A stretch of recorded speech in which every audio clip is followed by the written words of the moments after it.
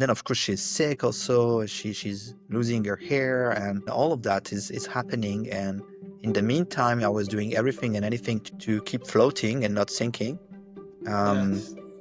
so I kind of knew I gonna burn out in the situation, also the overall life situation, not just the work one. And I doubt myself that I would be able to stay committed to her. That was one of the major struggle to me, because somehow saving my life would have been to quit her for, Mm, kind of yeah. stay myself. But it would have meant breaking a commitment, and I didn't like the person I would have become if I had done that. It was contradictory to my values, to Yeah.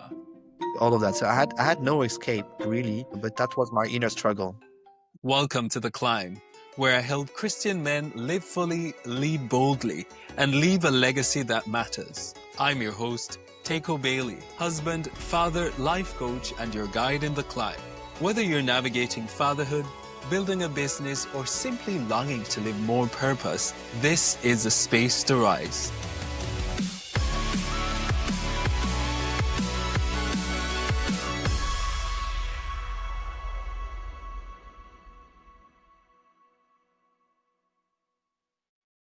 Hey, Alex, welcome to The Climb. It's so good to have you here with us. Thank you. Pleasure. I know you've been doing a lot in Europe, and you're quite active in that side of the world. It's quite amazing to hear some of the things you guys have been accomplishing in that side of the world. But as we jump into the podcast, just share a little bit about yourself, introduce yourself to the guests who might be listening, and just some of the guys who might be listening today. All right. So yeah, my name is Alex, and I'm 46. I'm married with Estelle. She's French, and I'm Swiss. And we have no kids. We couldn't have kids, and we've been embracing missionary lifestyle like years ago, which led us to live partly in the Middle East, and then partly in the US, and then back in Europe. And right now, I'm back halfway. It's Cyprus, which is the Middle East and Europe at once. So Come I on. can have fusion it a little bit. So yeah, we've been involved with Youth with a Mission. My wife is a movie maker, so she has produced a documentary series recently that's going to soon hit the market. And I'm working now as a consultant for mission with a brand called Keys, which is a consulting group out of the Netherlands, and hopefully empowering like teams here across the Middle East.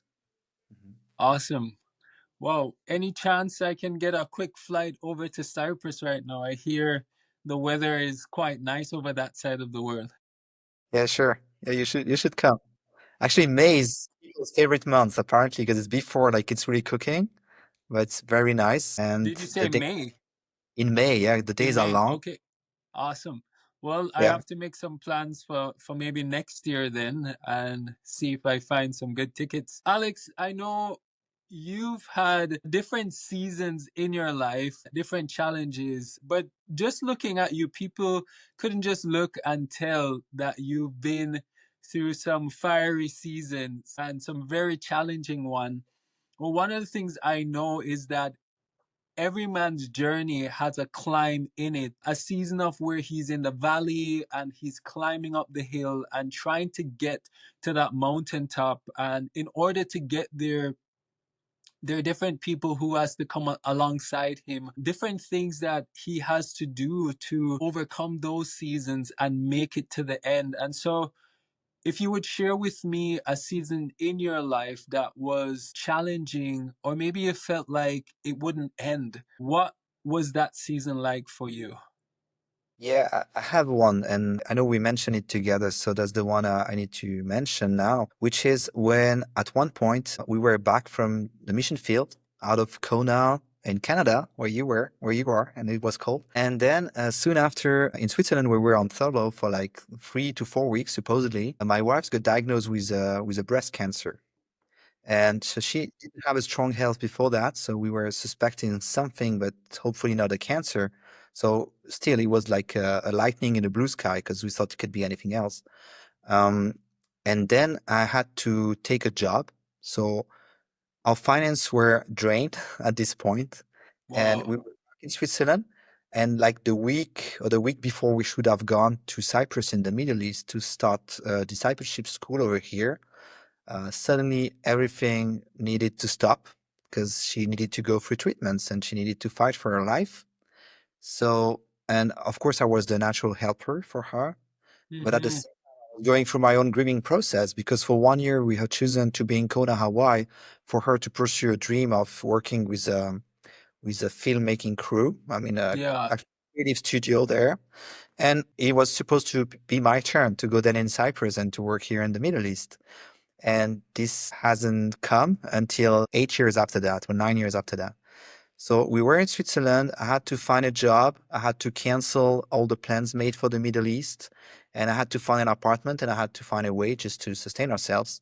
So that was very challenging at this point. So, I've been studying psychology before, and there is a ranking of the stress factors.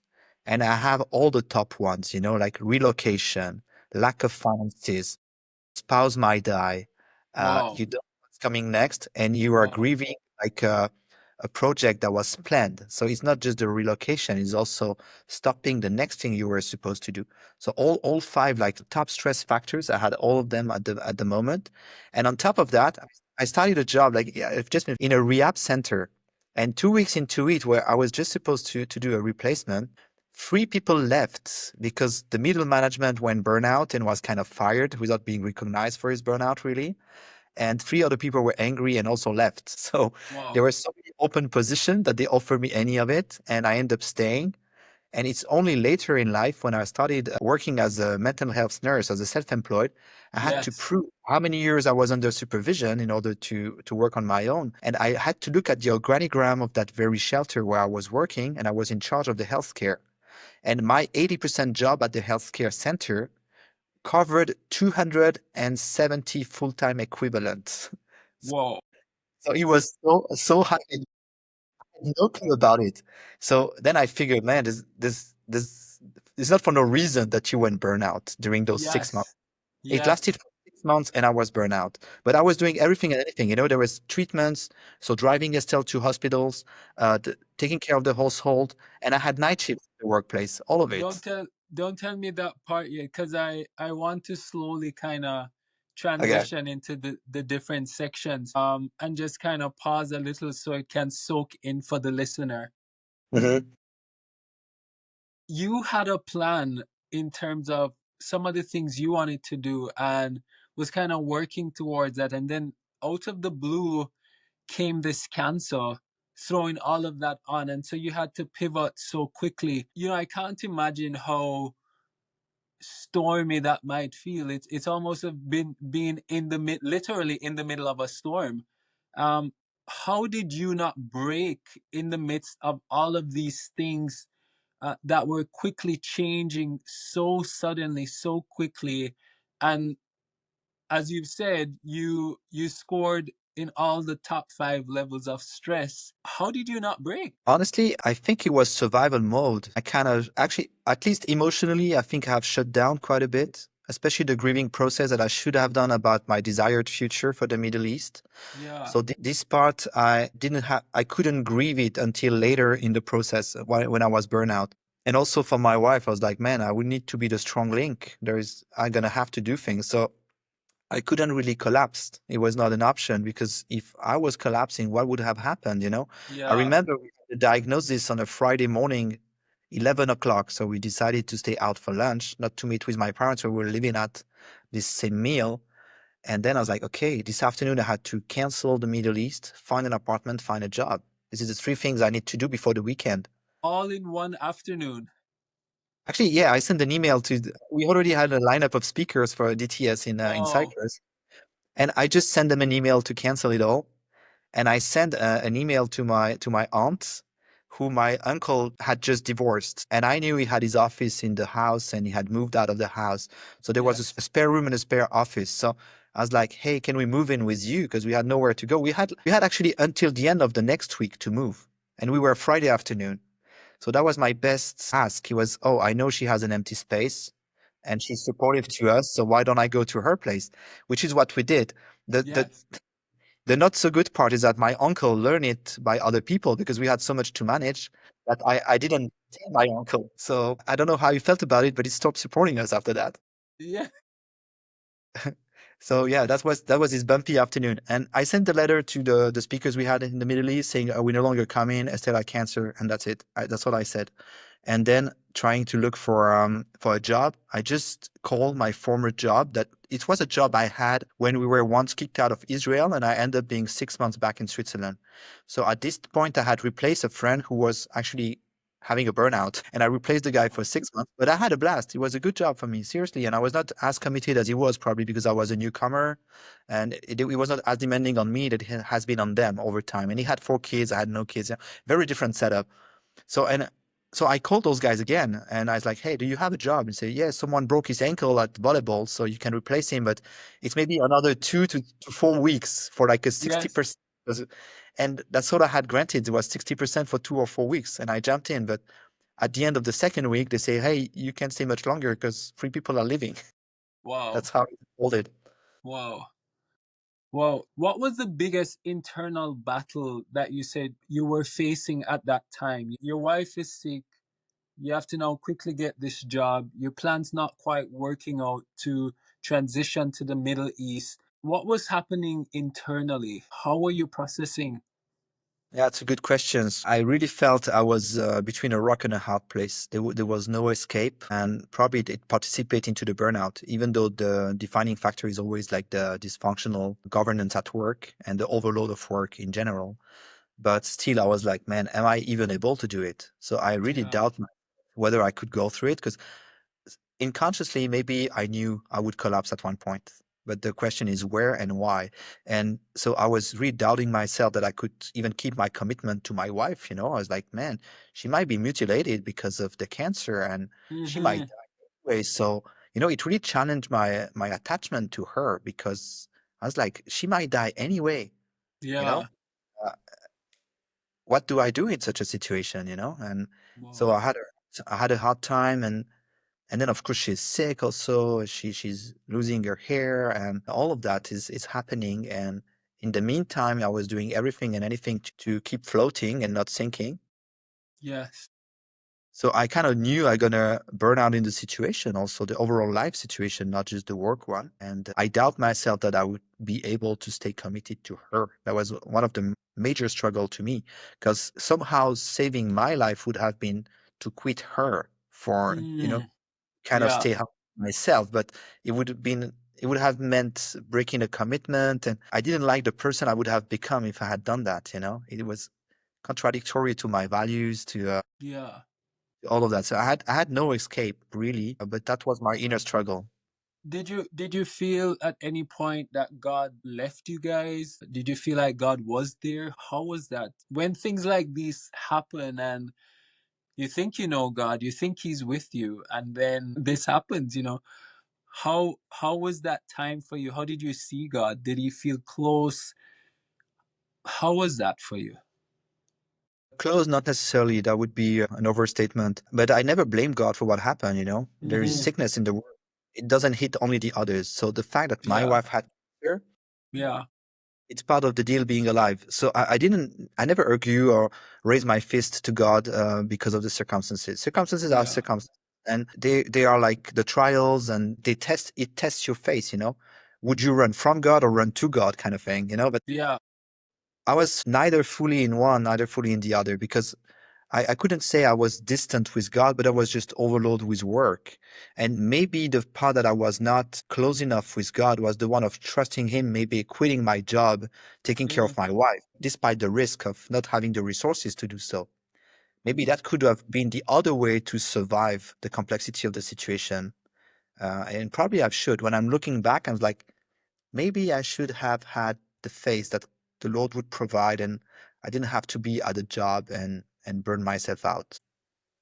Wow. So you hit rock bottom pretty much because you said you mentioned that you got burnt out. How did you recover from that? I'm not sure I haven't fully.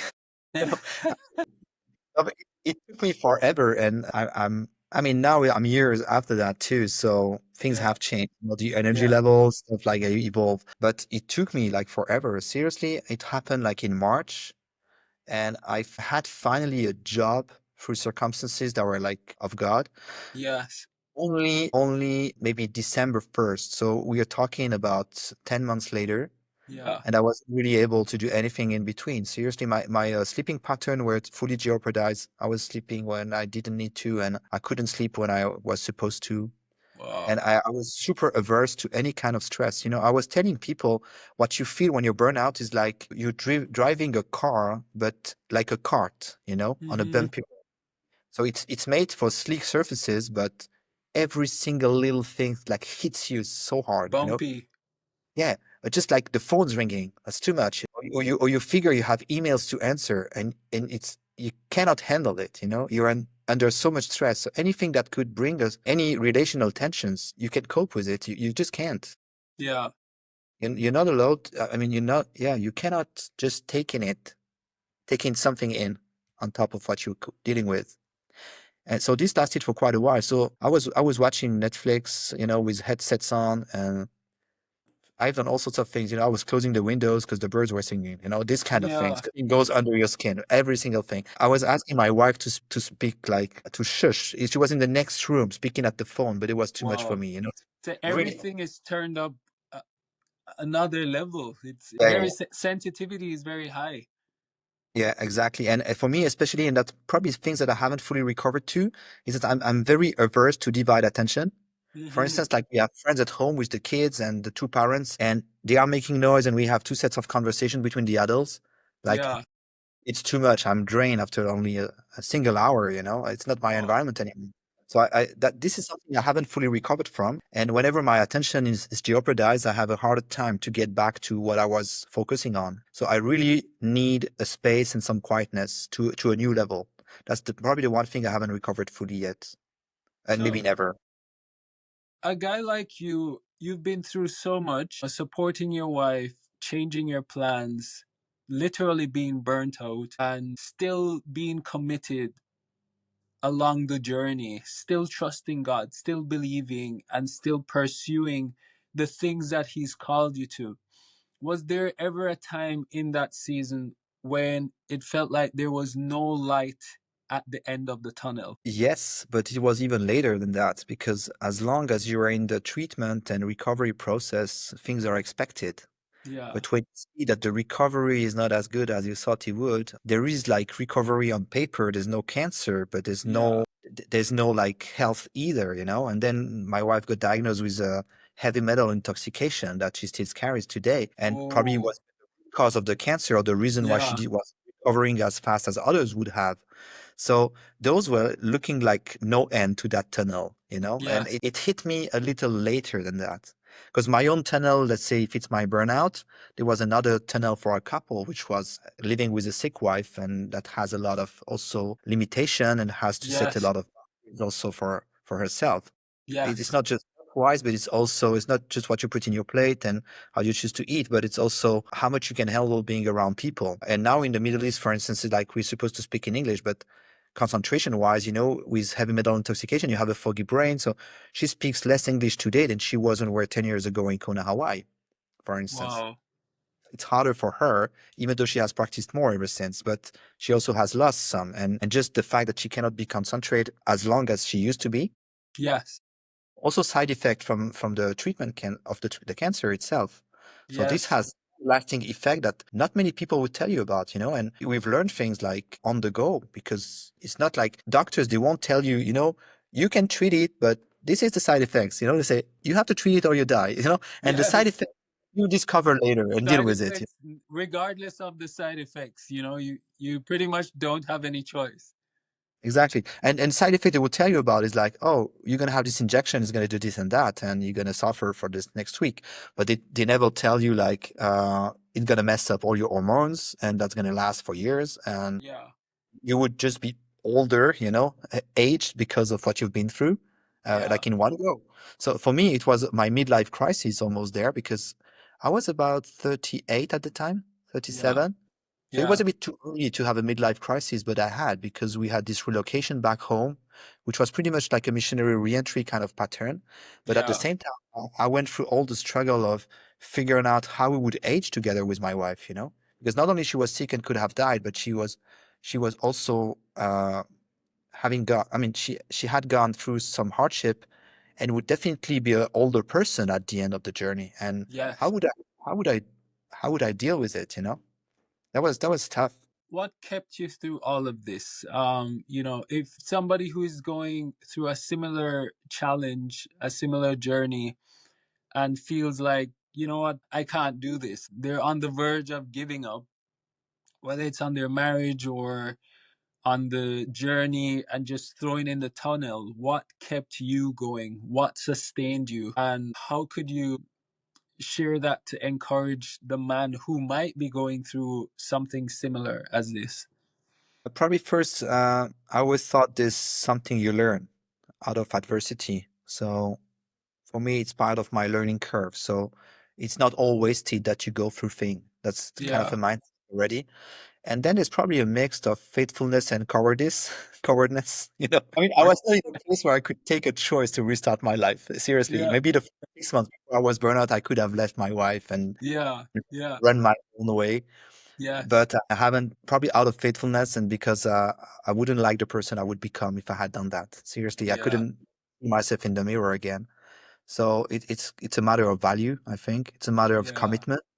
And I know I have all the Christian, let's say, worldview about that. This covenant you make with your spouse is the one you make with God, right? So you also yeah, have a separate, if you will, it's not like we talk of the three braided cord, right? mm-hmm, One aspect of it, because it is the marriage is a free braided cord together with God. But I had my own separate commitment to God that I would marry her, and be her husband. yes, So this is yes, the other side of the thing. So I'm committed to her on the one hand, and faithfulness is a high value for me, but I'm also committed to God, and my commitment is also a high value to God.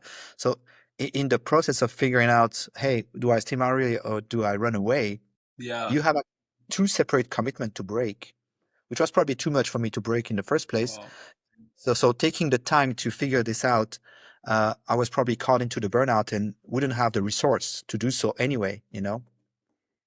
I might have choose to in the meantime, but I wouldn't let those ideas sit and settle in my brain. Because yeah, I mean, having those, there's also something I heard once about the thoughts. Thoughts are like birds; they can fly over your head. You don't have to let them nest.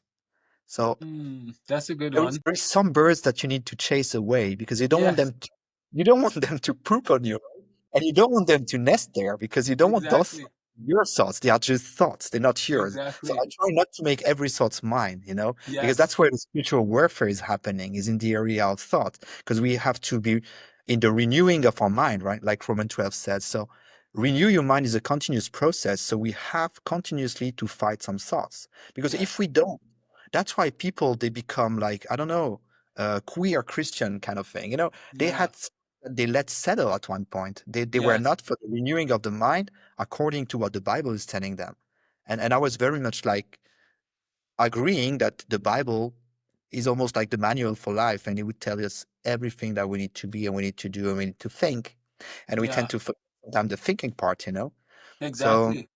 there is I think there are things that are forbidden to think. You need to fight some thoughts. It's And true. so I was fighting some thoughts there. It was my spiritual warfare, basically. Wow, that's a good one right there. How did overcoming this challenge change your identity or the way you saw yourself? I mean, I became more resilient, maybe overall, because then you know that you can go through things and there is a life past that. So, in a Yeah, sense, it carries more hope, even though I didn't see the end of the tunnel for quite a long time. And yes, I, I cannot see that's my idealistic life today, because of what we've been yes, through. I wish I would have my attention focused on something despite the noise, which I can't. I would love to be. I have, like, for instance, I had to fight to keep my sleeping pattern straight. So go in bed and also whenever I'm under a certain level of stress, I had the tendency to wake up after like 5.5, 6 hours. It's been enough. oh, Now we need to get things done. yeah, But I find out that if I do breathing exercise, like whenever I woke up too early in the morning, I can actually sleep longer. I do one more cycle of an hour and a half to 2 hours, and I really need not to leave on the clock. It's a way of recovering for me. Like I wouldn't set the alarm, and I don't take appointment before 9 in the morning because I want yes, to be able to wake up naturally by yes, myself. Or if I wait at 6:30, I'm like, I'm not done sleeping because I go to bed late, right? But yes, and I know I'm not done sleeping. I need to go for my breathing exercise again, which is called cardiac coherence, and it's a biofeedback step that kind of quiets you down. And if I haven't slept enough, bang, I sleep some more. And I need to be consistent with that because if I keep, let's say, if I'm in a very busy week and I would wake up after 5.5, 6 hours, like 3 nights in a row, on the third or fourth day, I'm on coffee, which I cannot deal with caffeine. That's still one of the consequences. If I drink Uh-huh. coffee, I can be awake all night. Like I would drink a coffee like in, let's say in the morning when I go to a wedding party, I know we're gonna end up at 4 a.m. Yeah. and I'm fine the whole time because I don't feel tiredness as soon as I drink a single coffee. Yes. So that's a real problem. So I only drink decaf ever since. That's Yes. my other option. Wow. Man, it's definitely encouraging hearing about your journey and how you've made it through over the years, just sustaining such hardship, such challenge, and just the hills and valleys, just being in the valley for a long time and putting one foot at a time, one step at a time, climbing up the hill until you feel like you get to a place where you can see further, which it I can comment definitely maybe on sounds that. like you are at that place where you're able to see the light again and see further. Is Oh, there sure. anything you'd want to add before we wrap up this session in the podcast? I've seen the light long before today. I mean, because I told you I got a job like 10 months into it, but it was Yes, a ministry job that a former mentor gave to me, and it was a part-time, and surprisingly, it was well paid, even though it was a Christian ministry stuff. yes. For like a full year, I was in it 50%, doing stuff at night if I was waking up, sleeping during the day if I needed. I was kind of Oh, on my own schedule. So it really helped to rebuild my life. And after this first year, then I started a certificate of advanced study because it was like, it's what people would study apart from work, but it requires yes, maybe 15 to 20 hours a week. So I was doing that for my second part time to see if I was getting up to pace. And yes. and only after my exams I was super drained, and I did nothing more in the summer than being my 50%. And it was a slow paced season anyway, so I kind of recovered. But here we were 2 years and 4 months into it already, Wow, so wow. to get up to pace. Then and I was not having the full-time job, but the Lord told me to pursue my self-employed mental health profession again and Yeah, not to waste it. I'd worked on that, and I asked to be authorized to do it, and it took another about 10 months. And the next summer, I was able to work 60% in ministry, and I had a 30% in my nursing practice. So that was 95% after wow. over 3. Yeah. So God has a way of kind of realigning things for us, even in the midst of what might seem to be chaotic. He has a Yes. plan to kind of realign and reposition it so that it blesses us in a new way. Yeah, true. And the fact that I was uh, bivocational and stuff helped me grow all the kind of skills and Yes, maintain some of the old skills I had, and also provide for ourselves apart from what the ministry was providing. So all in all, it was probably best case scenario in all of it. Yeah. yes. Wow, this So is so good. I'm actually grateful for the journey now Yes, that I'm looking back at it. But I always wish people would not have burnout, man. I'm teaching on burnout. I've done in a couple of conferences and leadership stuff because people need to know. They need to know the science. And if people who are listening to us, they can just go to the Maslach burnout inventory. It's a test. It's free. It's online. how Every do you spell that? Is that Maslach, I think. It's like it okay? looks German. But Mashla. you find it on a burnout inventory, and you Okay. just grade yourself to see how close you are from being burnout, and Wow. just avoid it. Because it's like if you're on the verge of breaking your leg, just Yes, avoid breaking your leg, right? Because that's right. recovery, and it's you're about to break your brain, so avoid it. Yes. Don't break your brain, just Yeah. do anything possible to avoid the long recovery process you got to go through, and also the consequences that you would carry for a very long time. So now I'm kind of a whistleblower for burnout Burnout. avoidance. No, it's good. I think even in our world today, where so many things are happening between technology and just life in general, it can be so easy to get burnt out in a high tech world that we live in today, with everything that's going on and people wanting to be everywhere all the time, every time. So definitely I agree. It's important to know the signs of burnout, Yeah. and I'm gonna have to check that out myself to You become. know, burnout is also come for constant stimulation in the sense, I mean, it's an inner stimulation because it's both emotional drain and physical Yes. drain. But a lot of people, they are on constant craving for cortisol, called cortisol addiction, which we trigger by Yes. being on screen all the time, right? But this is also something you tend to compensate by eating sugar because Mm, the same glandula is producing, the insulina and the cortisol. yes. Yes. So once you stimulate it, you also stimulate your insulina, so you feel low in blood sugar and you're gonna crave for sugar. There's also like a root, like the major factor for diabetes is actually stress over Yes. like eating either fat or not moving enough or stuff like that. So we are in a world that's very detrimental to us if we don't pay attention, if we don't set boundaries, and if we just do everything like without giving some thoughts and making some choices. Well, thanks for sharing that, Alex. As they would say, knowledge is power. Mhm. That is, I didn't know that before. I knew a little bit about diabetes, but not very familiar with some of the signs or symptoms that might cause it. I just want to say a big thank you for joining us on the Climb podcast today and taking a moment to share a part of your story with those listening to us. I really hope it would be a blessing to them, and I hope that any man that's listening to this would have gained something from it to help him through his journey of the climb. Thank you so much, Alex. I really appreciate it. Welcome. I appreciate being invited too. Thank you, Tico. Merci beaucoup.